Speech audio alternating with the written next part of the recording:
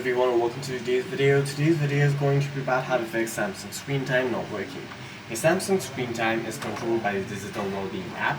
If it is not working, then you will have to reset the Digital Wellbeing app. For that, what you'll have to do is head over to your quick settings and then tap on the gear icon at the top right of your screen.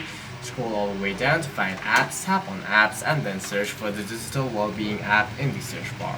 Tap on the Digital Wellbeing app. Once you're here, what you'll have to do is scroll down, tap on storage, clear the cache of the Digital Wellbeing app, and try again. You can also simply head over to settings on your device and then head over to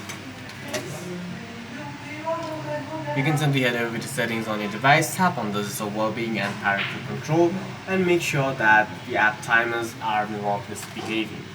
You can also head over to your general settings, or you can head over to search inside your settings and then search for date and time. Tap on date and time. Tap on date and time again, and make sure that automatic date and time and automatic time zone are toggled on. One more thing that you can try and do is head over to settings again, scroll all the way down, hit software update, and update your device to the latest version and try again. For any further questions, please feel free to leave a comment down below.